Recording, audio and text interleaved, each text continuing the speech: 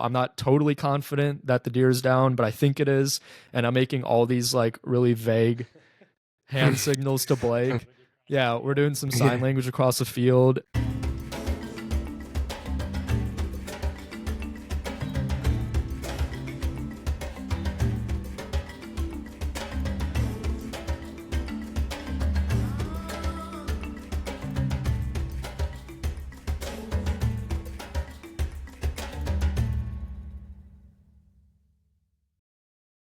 Hello, everyone, and welcome to the Chasing Wild podcast, your home for all the best content on conservation, wildlife, and adventure. Our mission is to bring the wild to you. Today, we are joined by a special guest, Blake Dudzik. Blake, how we doing? Doing very good. Glad to be here. We got the Dudzik brothers over there, Dean and Blake brothers. So today, we're going to talk a little bit about hunting, some of the misconceptions of hunting. Both of these gentlemen are hunters themselves. I am not, but we're going to be kind of touching on a lot of different topics, jumping into some cool stories and just kind of, seeing what we have to offer here. So why don't we start with, we'll start with Blake, well, Dean, how you doing today? I didn't ask you. I'm doing good. We talked a little bit before recording, but yeah, we always have our pre-show meeting, so.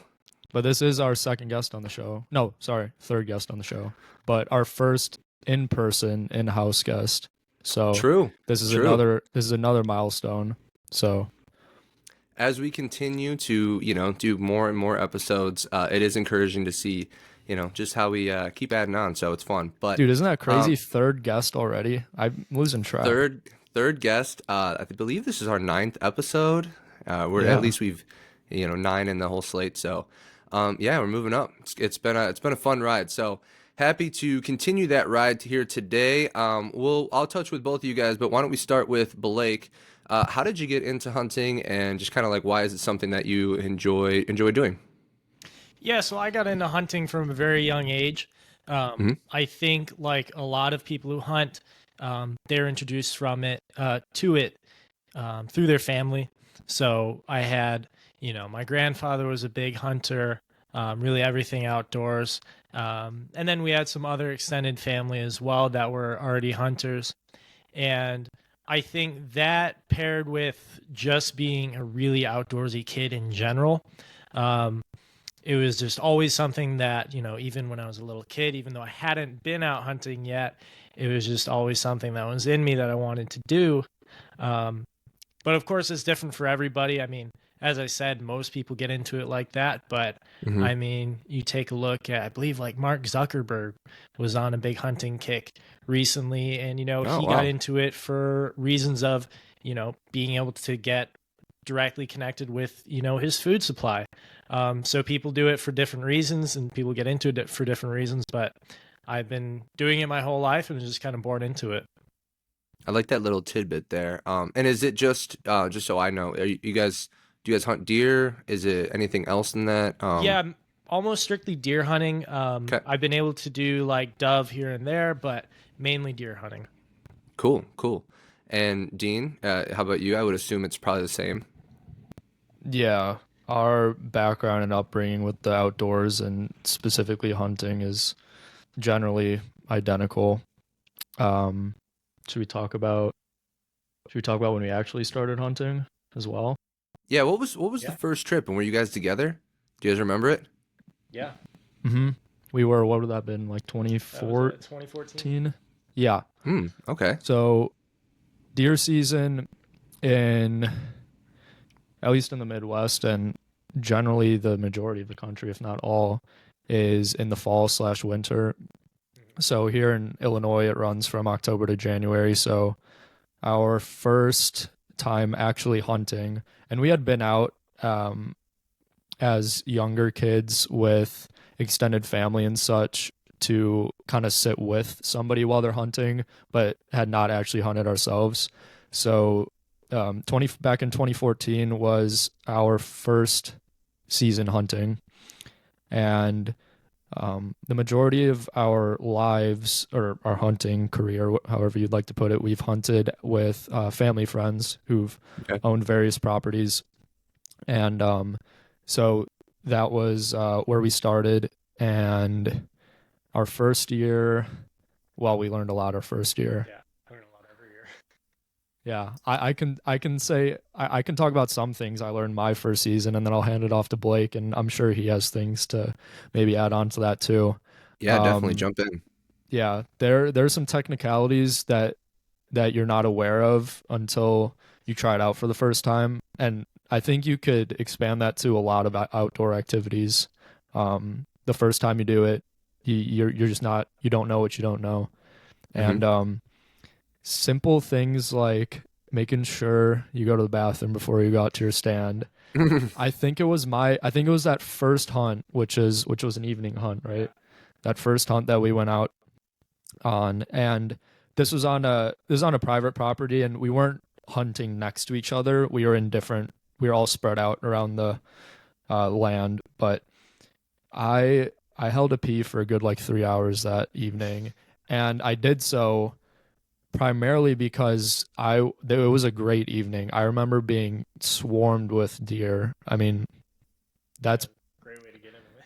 yeah, we got spoiled definitely at least that first night. But man, I was holding a pee for like 3 4 hours, and I was just, but like you're so excited too Yeah. that first outing, um, And I'm and sure you don't want to disappoint anyone. You're like, I don't want to ruin the Totally. like we're here in right, the moment. I exactly. can't. Yeah, exactly. And there's just so much you don't know, like especially equipment wise. We were so naive, so bare bones with our equipment, our bow setup.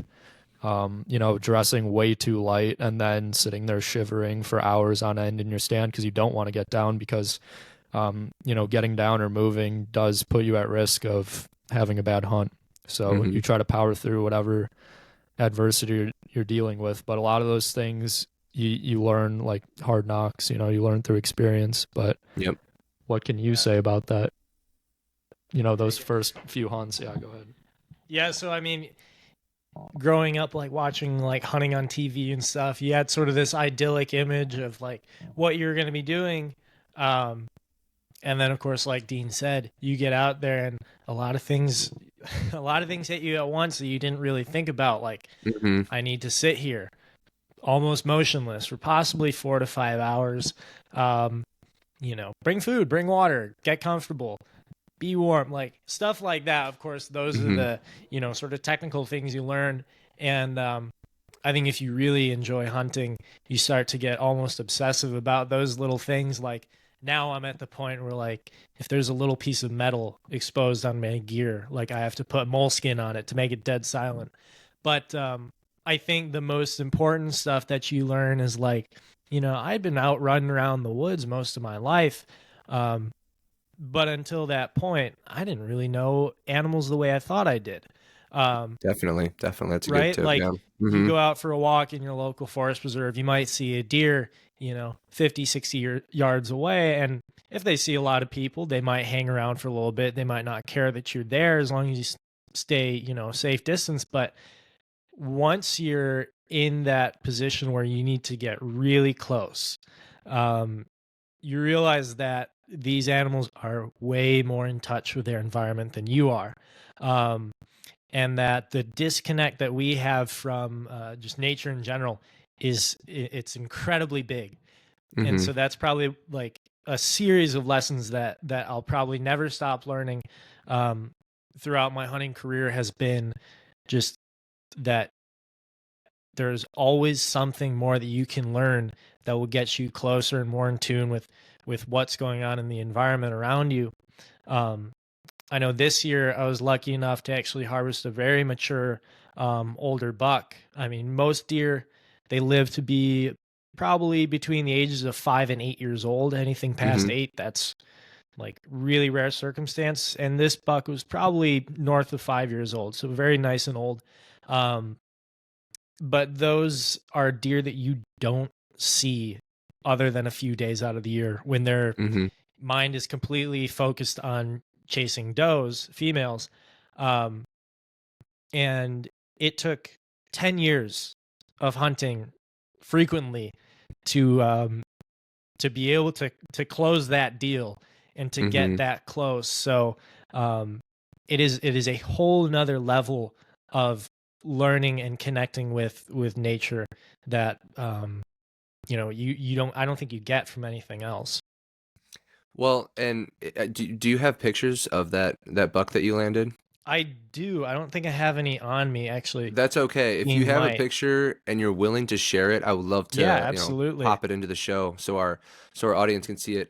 Yeah. I love what you touched on when you're talking about just how connected you can get with nature because I think, you know, back when a long long time ago when we used to have to hunt for our food, right? We were an active participant in let's call it, wildlife, like nature, just like that whole ecological system. But as you touched on, we're so disconnected from that to the point where a lot of people don't even know where we get our food or where the food they're eating comes from. It's such there's such a disconnect, like you touched on. And Right. I like that because I think for a lot of the time, you as general, people walking their dog or just walking next to a forest preserve, you're a passive participant in that environment, right? Like you're Hmm. not really engaging, you're not paying attention to the tracks, the signs, the cues, like all those things. You're just kind of there. It was seeing it, you're observing it, but then you go back to your home. But when you're hunting, you're an active participant Yeah. in that system. You're the hunter, they're the prey. You're trying to find them and track them down. And I think, and we touched a little bit on this with fishing as well, just kind of how hunters and fishermen and outdoorsmen like that, how in touch with nature they are because of how much they learn in those situations. Hmm. So that's really interesting. Yeah. Yeah, and that's I think people don't realize just how dynamic the environment is around them. I mean, it's constantly changing.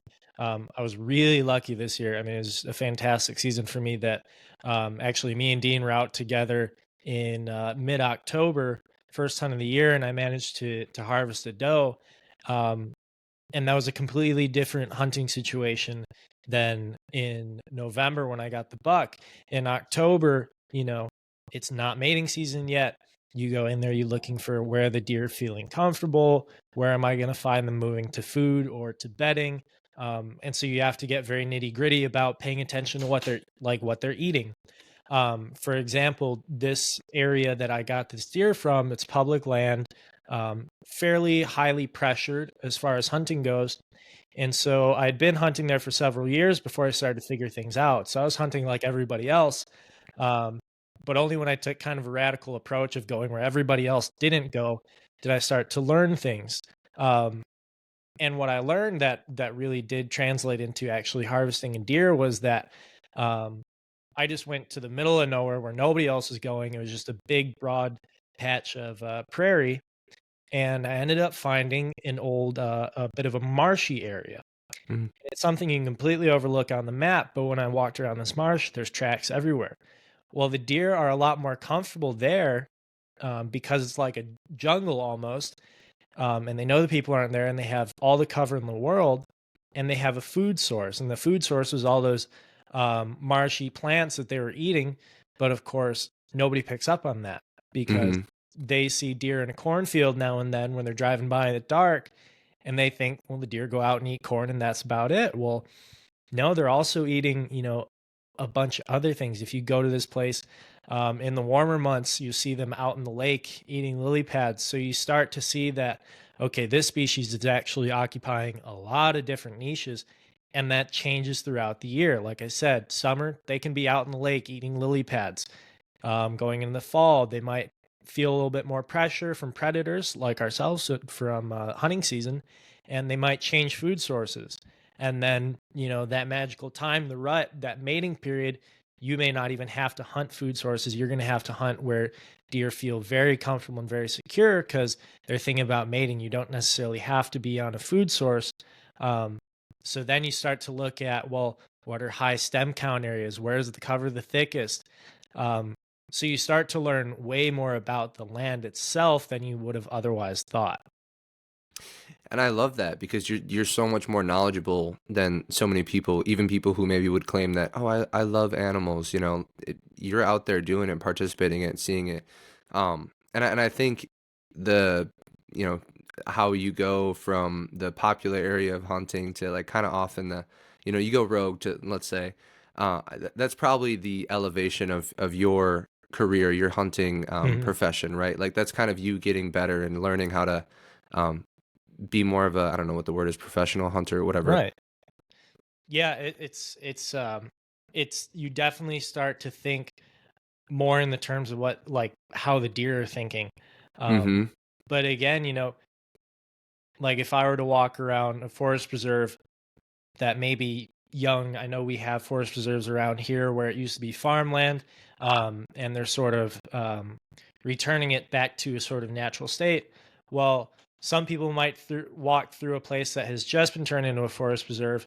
They see these beautiful, like clean, clear cut oak meadows, and there's no underbrush. And they think, oh, that's really nice. This is really pretty. But then I'll go walk through somewhere else, and there's, okay, we've got our big oaks in some areas. It's nice and open. But then we've got these intermediate zones where there's some younger growth. There's thick stuff. There's stuff that's so thick that only rabbits are going in there.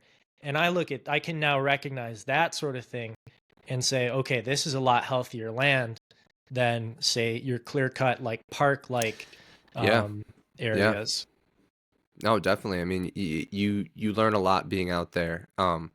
So I'm gonna shift this one over to Dean, and you can answer too, Blake, when you get the chance. But so recently, one of my best friends, Daniel, we've yet to have him on the show yet. I'm sure we will eventually. But he went hunting for the very first time with his dad, and he was explaining to me, what it was like. And this was just a couple months ago. And again, I've never been hunting, so it's all very interesting and fascinating to me.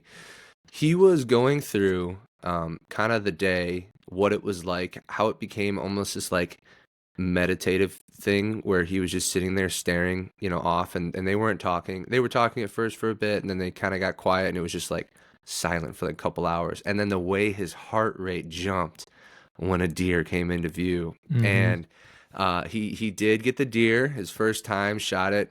So he was going through that experience, and then he kind of went through some of the feelings that he had when he did shoot and kill a deer. Because that's obviously a new experience for people too. Dean, why don't you go ahead and tell me what that first kill was like, and what what it's like when you're in the it's called the blind, right? When you're in the blind.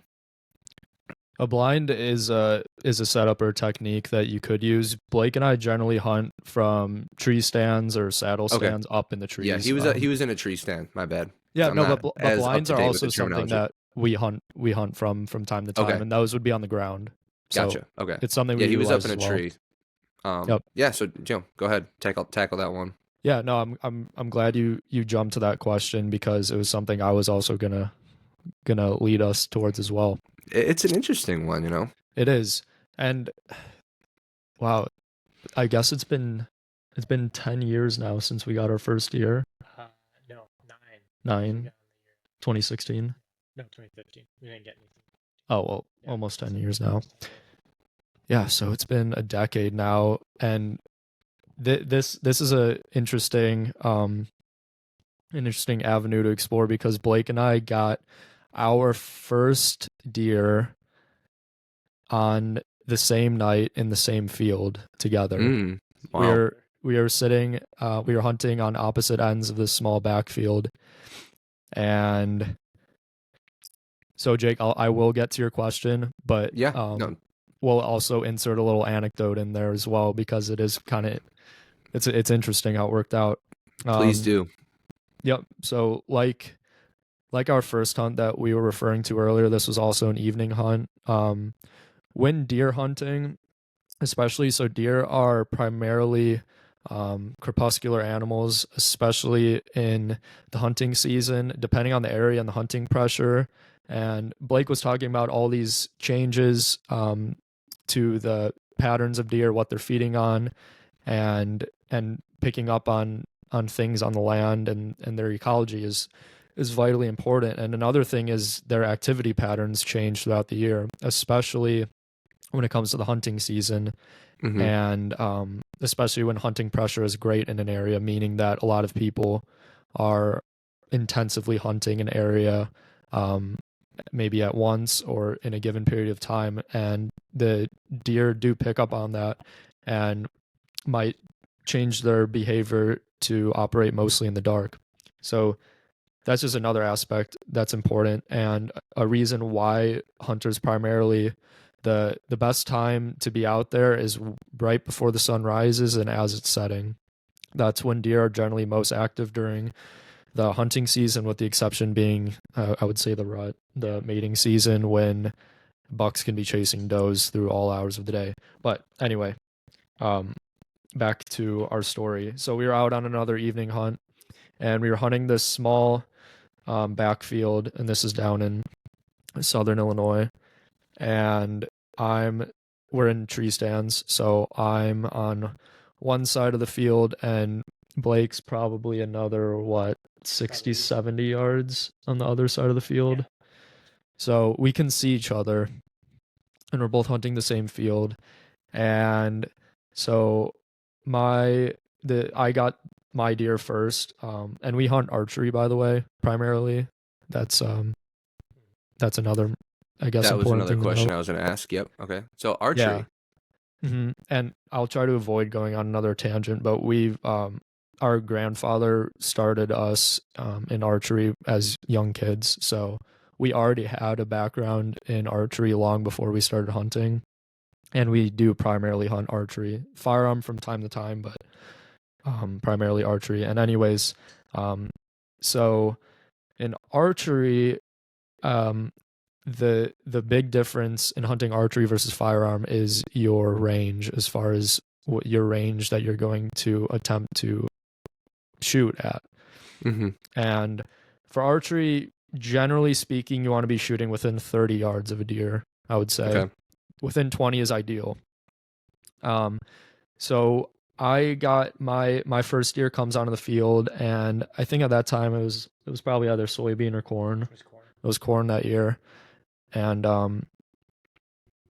and so they're feeding on the corn that's left over from the harvest. In Illinois, it's illegal to what we call bait, which would be to like put out food to in a specific area, um, in order to like attract and bait deer. Yeah. Mm-hmm. So us hunting on a field that has food doesn't mean that we're putting food out there. It's a field that was harvested for the purpose of agriculture, and that's why there's still remnants of corn or whatever the crop is out there.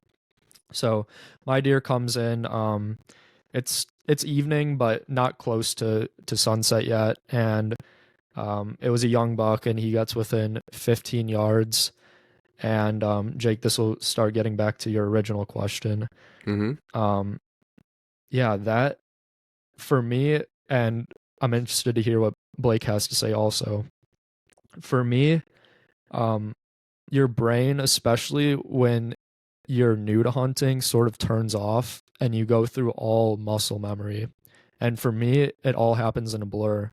So, um, my deer comes in 15 yards and is standing there, perfect range, perfectly broadside, which means that the animal's lateral side is facing you. So you have the most exposed, sort of the largest target to shoot at, Mm-hmm.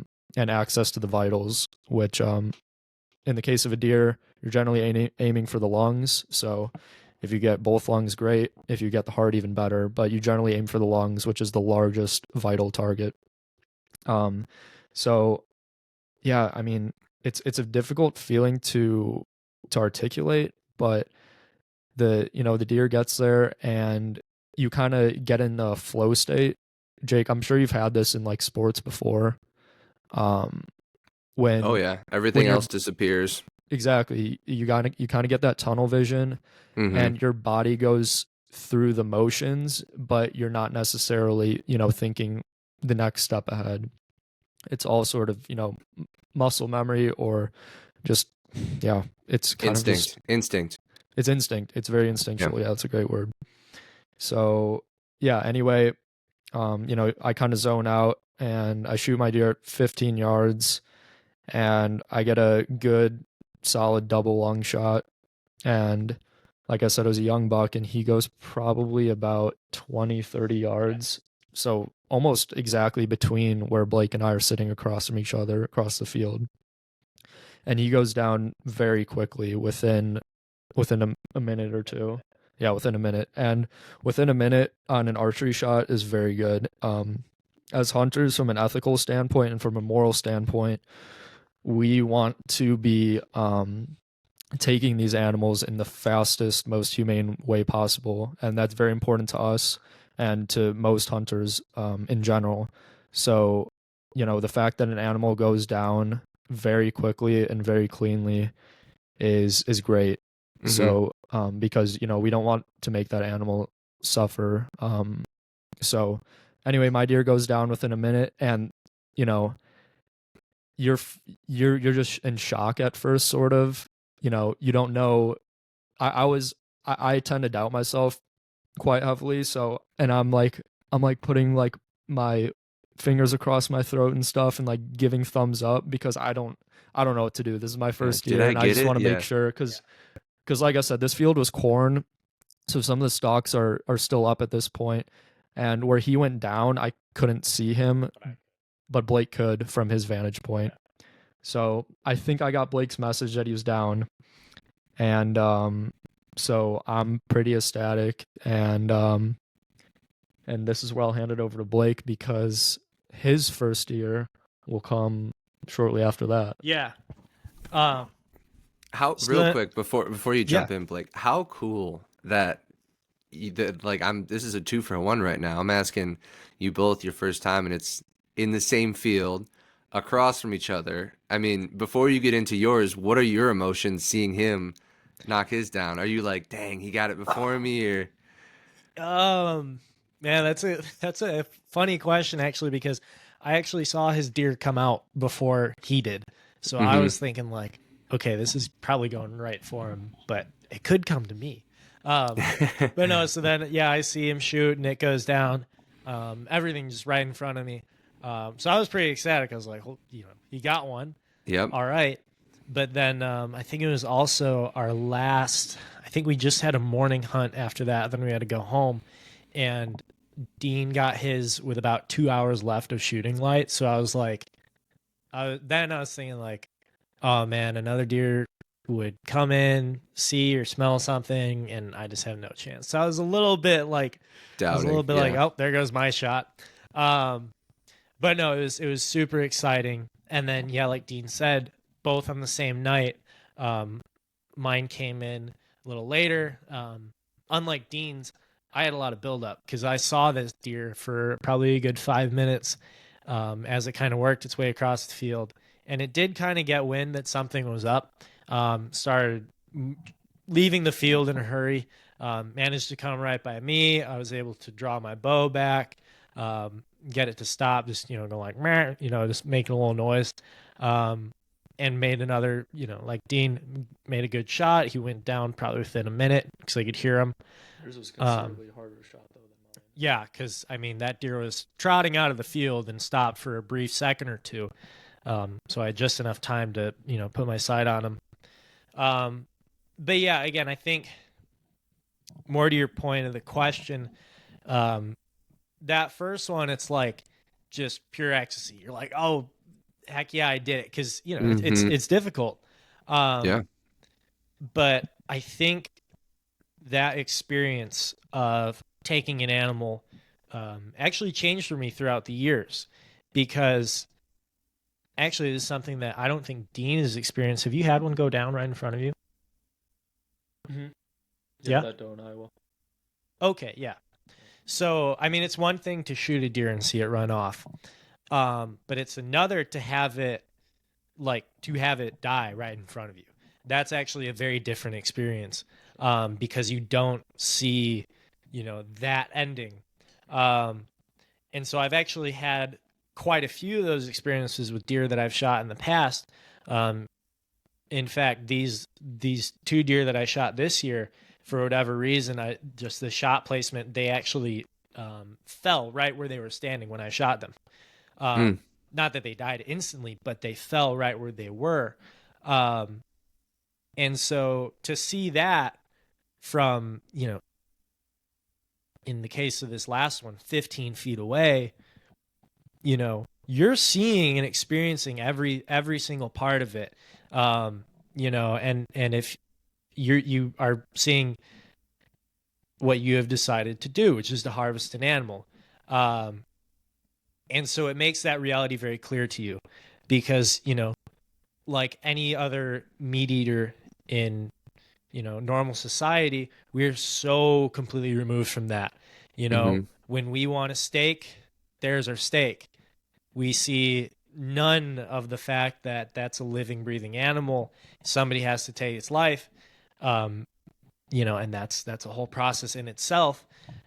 And so, we're so divorced from that experience in the modern world that yeah, it's a bit of a trip sometimes to see that happen. And so, in any case, when I've harvested a mature animal that I wanted to take, um, there was always the acknowledgement that like, okay, I'm taking this animal's life, for food, and that does, that's not without weight in and of itself. Yeah. But that's always balanced. I've never felt bad about taking an animal because, um, there's a number of different of factors here. We don't have the natural predators that we once did to keep these populations in check. I mean, that's basic. That's very elementary biology, or Hmm. you Yeah. know. Um, so there's that part, and then B is that I'm never gonna like give up meat. I love eating meat. Yeah. um, but I would much rather have that direct experience of it and be able to say, I know exactly where this came from. I know exactly how this animal lived. Because I mean, let's face it, the steak you get off the shelf, that cow probably did not have the best life. Yeah. Um, and I also know that in the case of a well placed shot, that deer is down in probably less than a minute. I don't know if you've ever had a major injury, but you probably didn't feel anything in under a minute. You were probably just in total shock. I've had a Yeah. number of different injuries. I broke my jaw once, and when I got up after getting kicked in the mouth playing soccer, I was ready to fight the kid. I had no idea that I had just split my jaw clean through until about 5 minutes later. So Until the with adrenaline wears off. yeah, with that in mind, it's you don't that process of actually them dying is pretty quick, and I'm sure they don't really know what's happening. For example, that buck that I had just shot, um, he was actually following a doe, and so when I shot him and he dropped until his last breath, he was just looking at where that doe went. I don't think he knew what happened. Um, so yeah, shot placement, making an ethical kill is of critical importance. But I do have to admit, as a hunter, 10 years experience now, when you're learning, you make mistakes. Hmm. You make poor shots. Of course, when that does happen, you go through um, every option of trying to find that deer. Um, like I know me and Dean have both had, our bad shots in the past, and you know, we'll be out for hours on end, meticulously covering ground to make sure that that blood trail ran completely dry before we left the area. And even then we'll grid search areas. Now in some cases, of course, the shot will be non-lethal. It can pass through just meat, break off on a bone, and in a lot of cases a deer will be completely fine.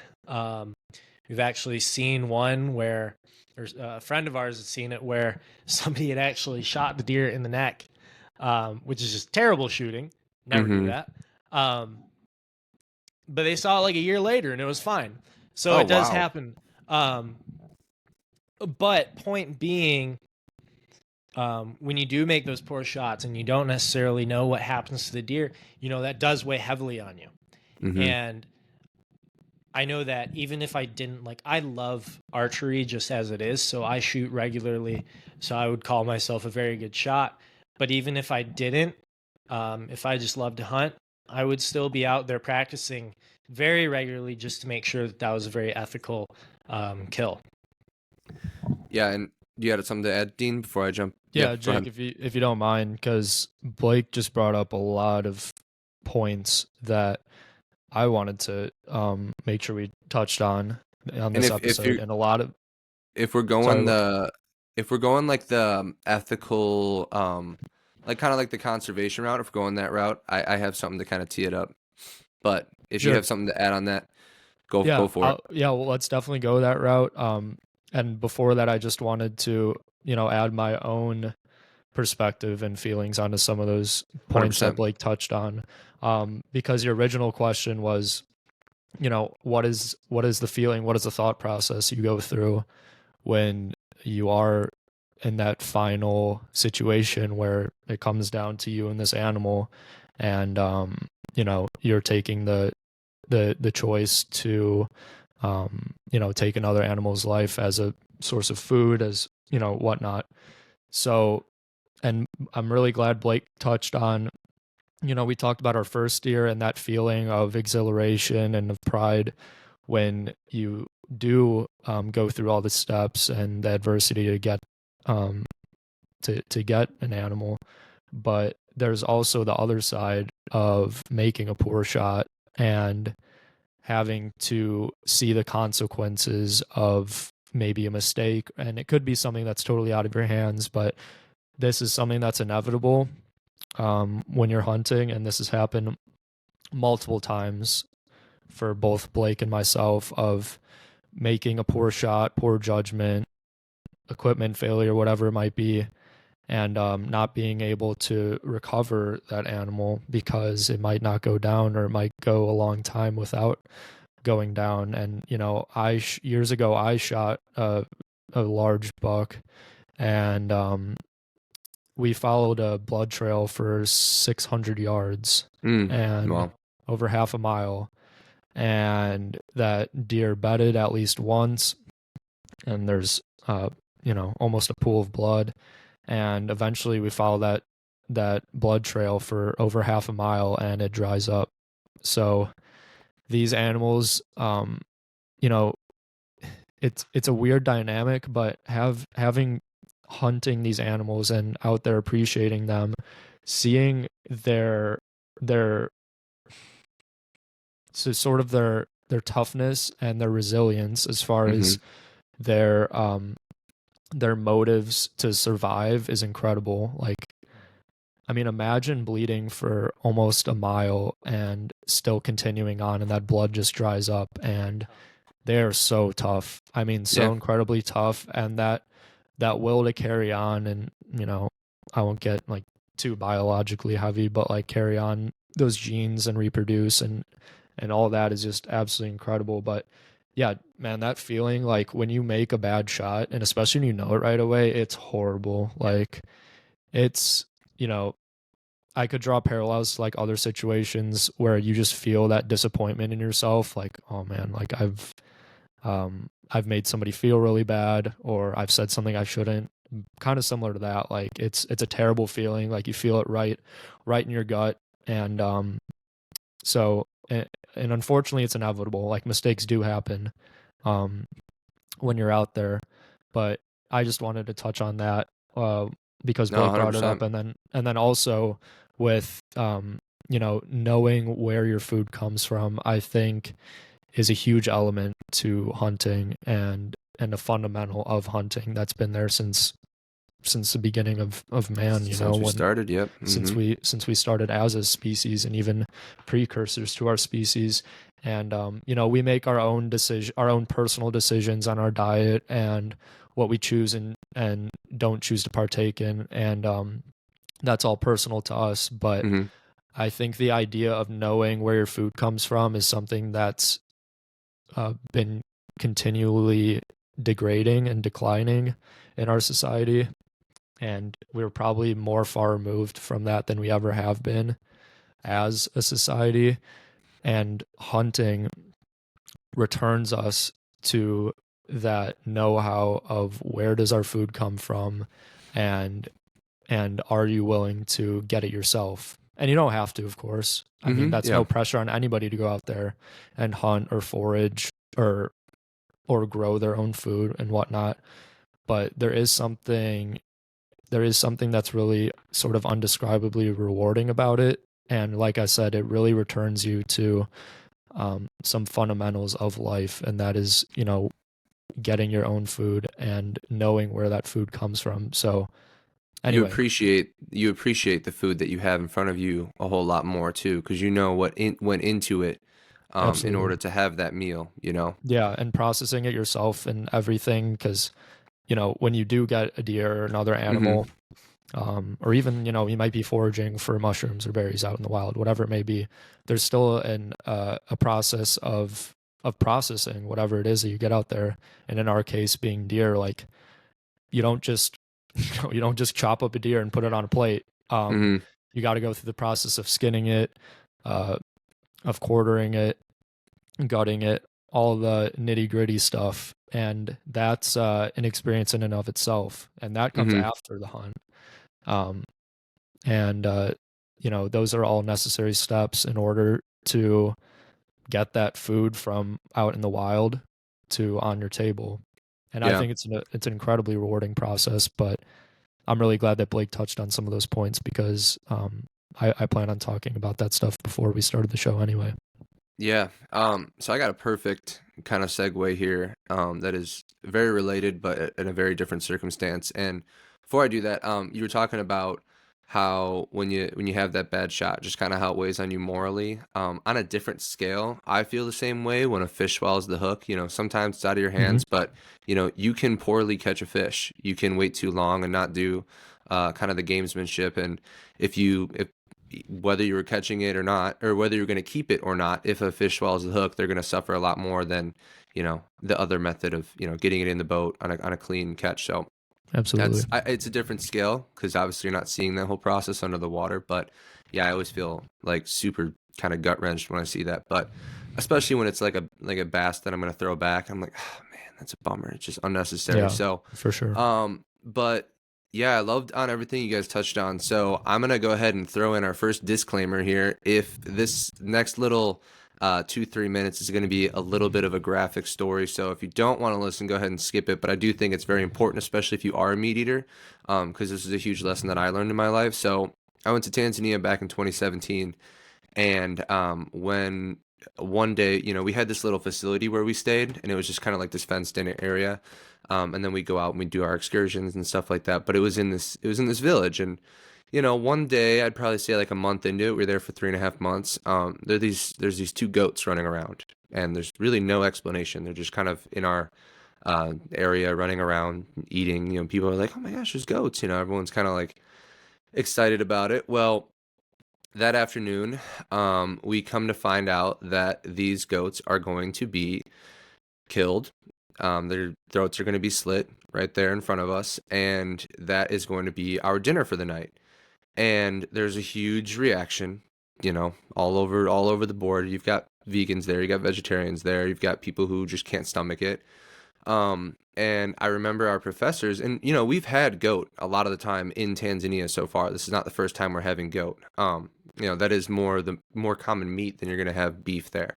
So I remember our professors were like, "Hey, listen, this is our culture. This is what, we do here. And I think if you're a meat eater and or if you, kind of respect our values, you should be there and you should watch it. And especially for those meat eaters out there, if you can't stomach watching this animal's life being taken, how can you really, live with yourself by eating meat? It's kind of like you should do this to do that. Like it's kind of the process. So long story short, that whole process did happen, and we had a kind of a lesson on it, kind of like going into your skinning and learning how to properly clean it up and everything. And later that afternoon, we ate the goat, and I remember it was such a hard experience to watch, especially catching the goat and everything like that. Again, not going to go into the details, but that night eating the goat and just like the whole experience, it really changed my perspective on eating meat. And I still do eat meat, but like a lot of what I took away from that experience was like just how much I didn't know and how much I didn't think about the food on my plate. And so um I heavily reduced eating red meat when I got home, and now if I do eat red meat, my wife's uncle is a cattle farmer, and he takes great care of his cows. So we know that at least those cows are ethically taken care of. But um, that just goes into kind of again what you guys were touching on, just as far as knowing where your food came from, and if you are a meat eater, it's very hypocritical to say like, oh, how can you hunt, that kind of thing. Right. And So, which is another kind of segue into the conservation aspect of things that I want to touch on because, maybe some people are thinking, this is a conservation wildlife adventure podcast. How Yeah. does this tie in? This is Yep. ties in directly That's where because, I was going, buddy.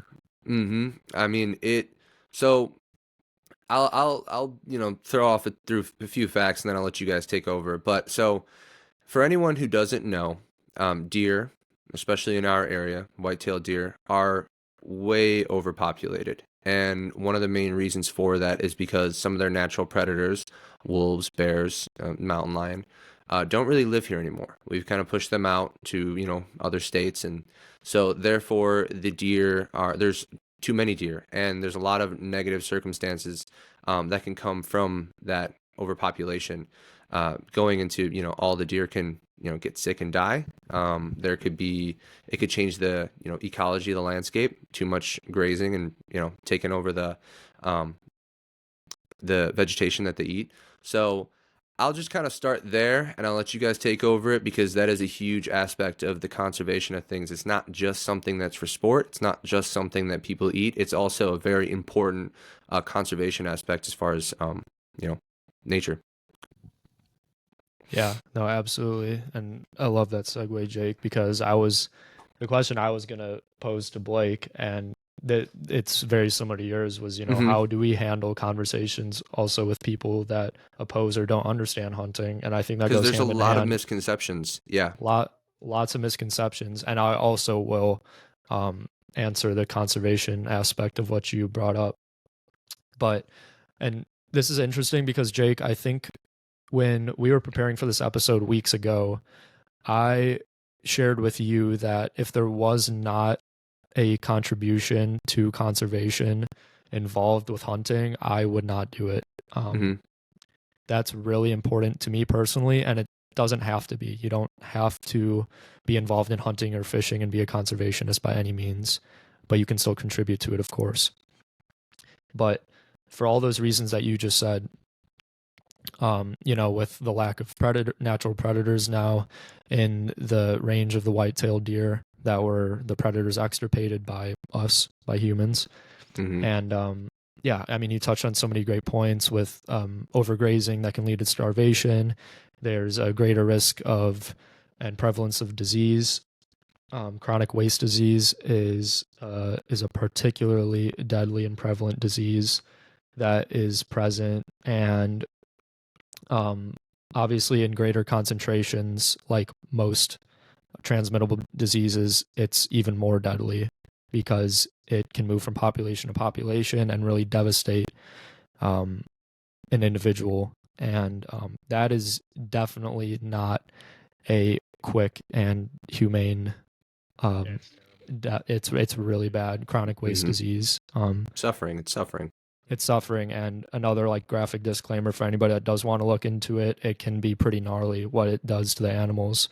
But absolutely, if conservation was not involved in us hunting, just a personal choice for me, I probably would not participate. But because unfortunately, because of the choices we've made as society, especially with how we've managed natural predators, it has become necessary in today's society to control these populations.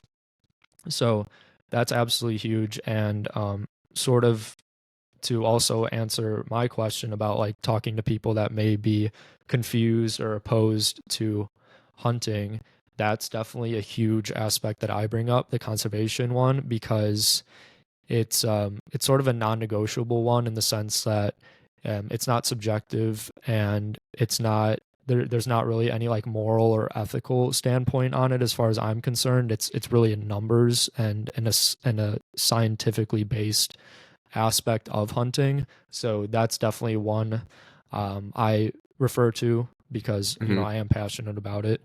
It's And just the facts. Yeah.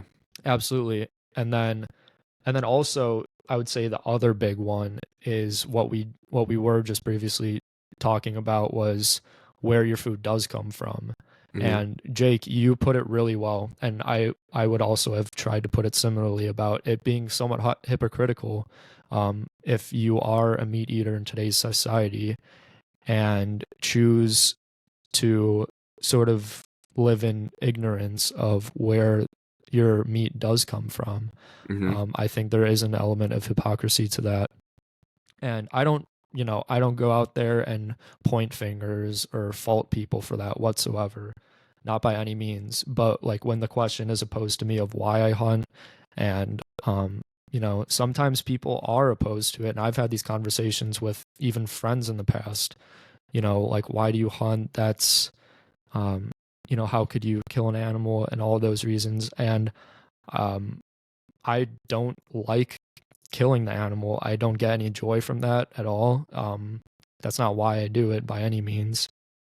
And it is sort of a interesting dynamic with like the nature of this podcast, which Jake, I think you touched on a little bit. Like this is a show where we talk about conservation and we love animals. I'm a zookeeper. I'm a hunter, and that's an interesting like dynamic I've had to navigate in my life because, Jake, this in our field, in our workplace, there are people that are just strongly opposed to harming or harvesting animals in general, and I get it. There's that fundamental aspect as animal caretakers of caring and saving animals. So it is like a strange thing to navigate, but those might be people that I have these conversations with, and I'll definitely bring up the conservation message of it. And then also, if you do eat meat, questioning what do you know where that comes from, and are you willing as a meat eater to get that food for yourself? I think that's maybe something to reflect on for people that do eat meat.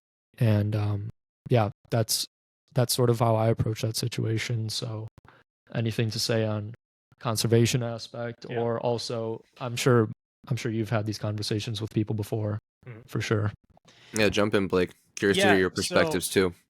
I know we had started the conversation off really focused on hunting and its relationship to food and food supply, but I actually think that that's of even lesser importance in the conversation than the conservation angle is.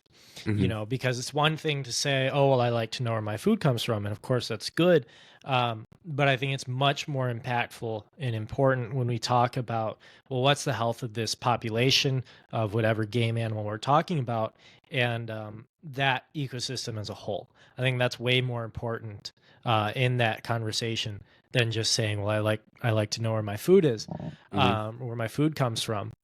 And like, for example, with disease management, CWD, like we talked about, is a really, really nasty disease. And hunters are at the absolute leading edge of staying on top of that. I know like a lot of public lands that you can hunt at, they require that if you harvest an animal that you submit a sample for testing so that they can, stay on top of that. So hunting is absolutely at the leading edge of conservation in many cases, and it really always has. Much of what we now consider foundational for conservation came from hunters. One figure that, or actually two figures that I've always really looked up to as hunters in conservation is one, Aldo Leopold. He was a professor at, I believe, University of Madison, and he was really a pioneer in conservation sciences, as well as Teddy Roosevelt. I mean, Teddy Roosevelt did so much more for public lands, national parks than any other president had done before, and that's a beautiful legacy that nobody's going to be able to match or say was not worthwhile. So hunters have done, fantastic things for conservation and the environment in general. So yeah, approaching that conversation with people who aren't familiar with hunting, I always prefer to take that route of talking about the conservation aspects of it. Something that I actually wanted to mention, for example, like with this older buck that I took this year, in thinking about it, he maybe had 1 or 2 years left, because what are the options available to a deer when they get older? Well, they don't have health care. They don't have nursing homes. Yeah. At the end of the day, they usually have three options. Either they starve because they lose teeth, they get an injury, um, they get taken down by coyotes, or it's disease. So those are all three very rough ways to go. Um, so, you know, being harvested by a well-placed shot in less than a minute, that's, I think, a much better way to go out. Um, so posing that situation also helps to really clarify. But like you said, it's just a simple fact. We don't have the natural population controls of predators that we used to have. Um, we have an opportunity now to hunt with some friends who recently moved up to northern Wisconsin. And up there, it's a very interesting situation because they had recently reintroduced in the last decade or so, I think, I believe it was timber wolves. Mm-hmm. Yeah, so they had recently introduced timber wolves, and so of course they were doing a lot of managing um, to monitor how that would play out. So of course your Department of Natural Resources is heavily involved there, monitoring that situation. And it's been very interesting to see how that affects the deer population. So I know in those counties where they do have a very strong wolf population, they actually had to really dramatically change the harvest regulations for deer, because what happened was the wolf population had actually exploded. And so the deer population in turn was starting to crash pretty hard. So they actually had to make some changes to harvest regulations. You couldn't harvest bucks or does anymore, because obviously a buck can impregnate multiple does, whereas a doe can only have one or two fawns per year. So again, hunters really at the forefront of that, making sure that those populations, respond properly. But also, you have a lot more hunters in the field watching those population dynamics play out than you have, DNR agents. So actually, the agencies in this case kind of can sometimes get behind a little bit. Right now, there's actually so many wolves still after 10 years that now it's like, okay, well, how are they keeping a wolf population balanced, right? So again, hunters are at the forefront of that because they're the ones now reporting to these state agencies that are in charge of regulation, like, hey, we're really seeing that these deer populations are still continuing to go down. And so that's very important too. And then actually changing directions a little bit, looking at land management itself. Like I was saying earlier, you can walk through a very park-like setting, of big tall trees and, very open, clear ground. And you might say that's very pleasant, but from a hunter's perspective, we want to see every level of that ecosystem flourishing and in balance. And so, like, a dream for me has always been, probably a good retirement project would be to buy a substantial piece of land and start to identify areas where that land can be improved for hunting, which by extension improves the land overall as a natural ecosystem. I know, for example, like this area that I've been hunting, where they actually have a very significant portion of it that is just prairie.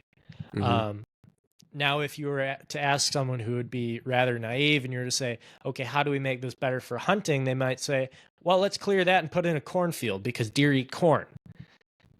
Well, no, let's not do that. Let's keep it a prairie. Let's keep it marsh, because this is an area that the deer live. This is their bedroom.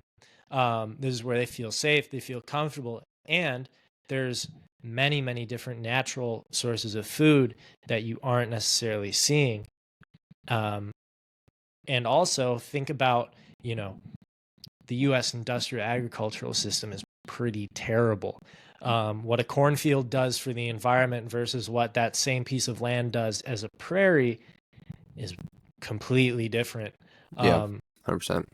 so yeah, being, I would say that hunters, from a conservation perspective, we love nothing more than to see the land as it should be, um, rather than what people think it can be. So that's really important for us.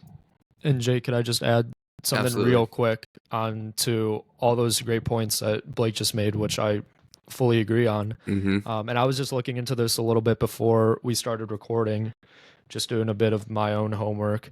And today in the US, only about 5% of the population participates in hunting. And I believe over the past 50 odd years, that number used to be double, back 50, 60 years ago.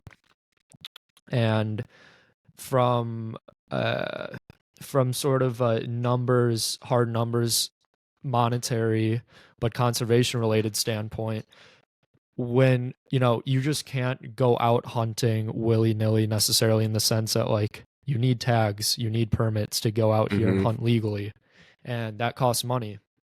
But that money is supporting these, the DNR, the state agencies, the conservationists that are paid to protect and regulate these natural areas and make sure they remain protected, remain safe, remain free of poaching,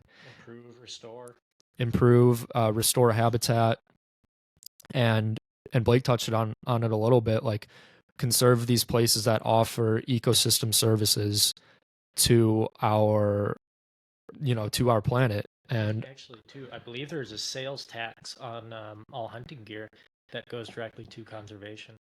Hmm. yeah, yeah, so when you Can you repeat that one, Dean? That one was just a There's little. Yeah. actually, and I'm not familiar with the exact tax, but there is a sales tax on hunting gear that goes directly to conservation efforts. There you go. yeah, but anyway, my point that I'm trying to make quickly is that when you go out and you buy a tag or you buy hunting gear, that money goes directly towards conservation. And in today's situation, those numbers that I mentioned earlier are significant because of the decreasing trend of hunting in the US. There's less and less funding for these agencies that are protecting and restoring Mm-hmm. and monitoring these natural areas. So the lack of hunting, not only from a standpoint of simply like keeping numbers in check of particular species, but also funding the agencies that do govern these activities. So it's kind of a double-edged sword in that sense, and that's why the the decrease in hunting over the years is a very real conservation concern. And I think it's something that I don't even think about necessarily all the time, and I have to remind myself from time to time of why it is important from a conservation standpoint of participating in hunting, even if you're not necessarily successful and you harvest an animal or whatever it may be. Just going out there and participating and getting your tags and you know putting some sort of money into that system is really, really important to keep that that sort of large, these agencies are bigger than any of us individually. Yeah. So us contributing whatever we can to it as a whole is really, really important, so that money does go somewhere. And I just wanted to mention that because that's just a sort of hard fact situation that I even kind of lose sight of from sometimes. But yeah. Yeah, it all matters. It just like you're saying, it all matters, and it all adds up. Yeah. I think it's just the most. The reality is, we did what we did as a species. Us humans wreaked havoc on a lot of natural systems, and we've impacted it heavily.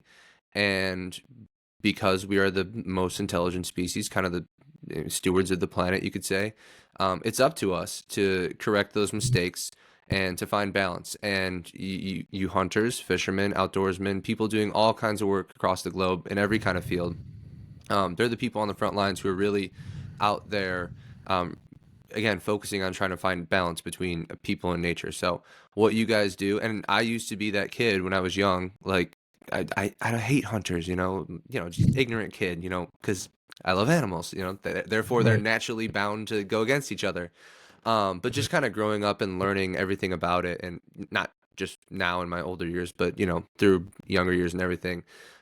It's such an important thing, and in hunters, outdoorsmen, fishermen, everyone, you guys do such incredible work, and there's a ton of misconceptions, which is why the topic of this episode is the misconceptions of hunting, and everything that goes into that. So very well said. Do you guys have any, we are a little bit of past over the hour mark, do you guys have any closing remarks before I kind of put a bow on this?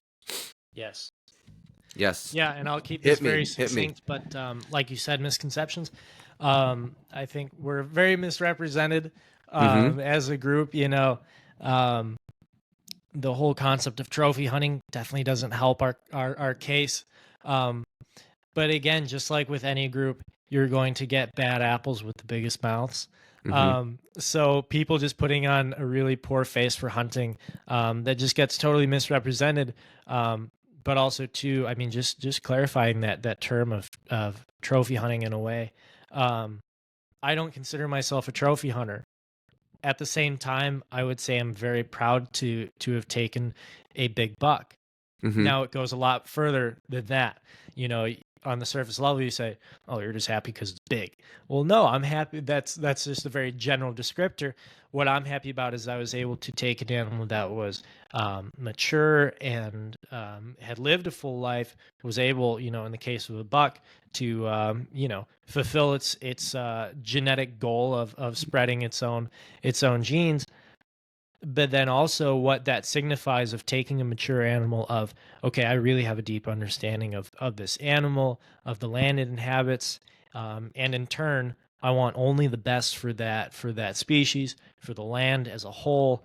And so just hunters really care. I'd say, I don't want to say we care more than anybody else, but it definitely feels like that for me. Yeah, And hey, and that's what you should speak your piece. If you care, that's what people need to know, because there is definitely a lot of people who are people who support animals and love conservation and just think that hunters are, again, naturally opposed to that, and it couldn't be more wrong. So go yeah, ahead, and Dean. again, it's a really interesting and kind of ironic dynamic in between hunting and also appreciating that animal. Like, Mm-hmm. um, it I think for us to a non-hunter, it's really difficult to describe, but I know Blake and I as hunters share that sentiment, like through studying these animals and following their patterns and observing them so much in the wild. Whether you're hunting them or not, it doesn't matter. The fact that you're doing all those things, um, as a result, gives you this massive appreciation for these animals. And that's something that idea between hunting an animal and appreciating it is a really interesting dynamic. And unfortunately for us, it's very difficult to explain to people that haven't hunted before. But like Blake said, it's not a competition between who cares more, who cares less.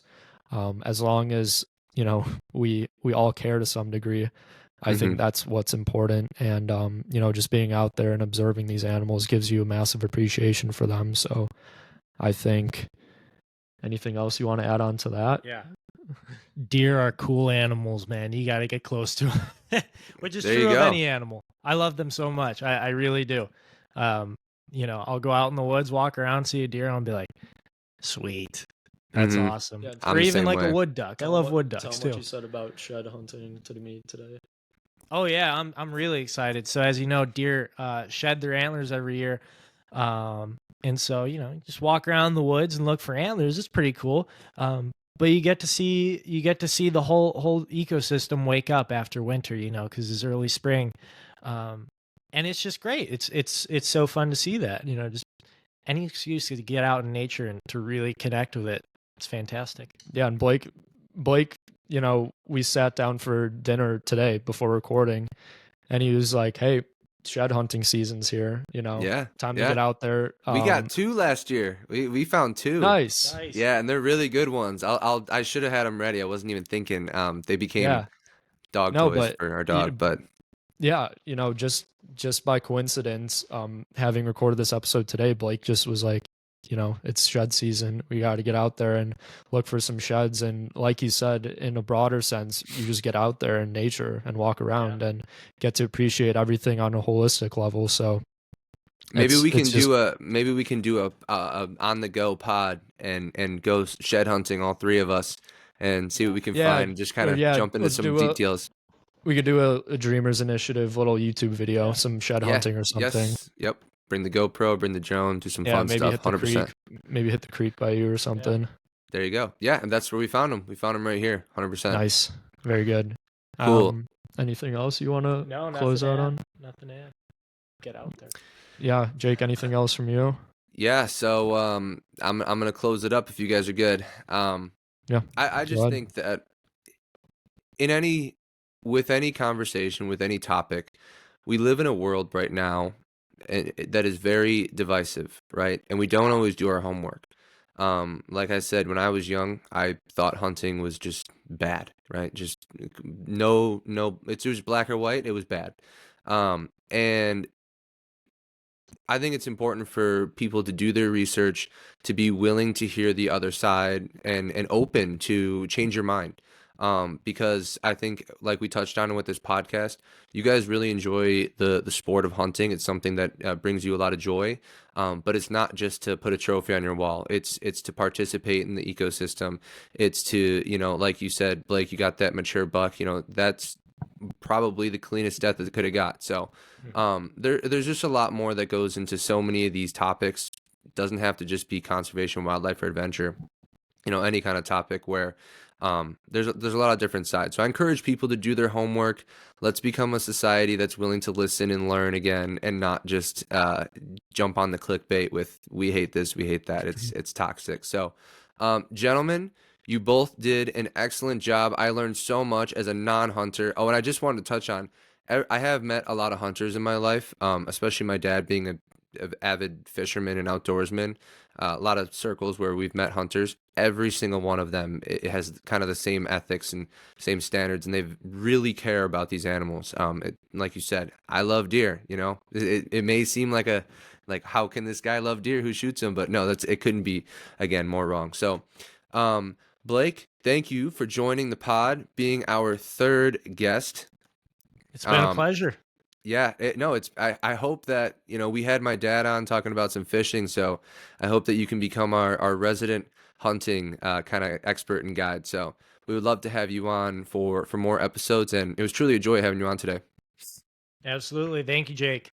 Yeah, and Dean, great work. Anyone who's listening to the pod, make sure to like and subscribe to the channel.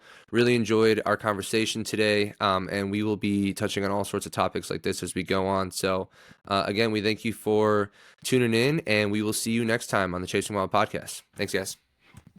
Thanks, everyone.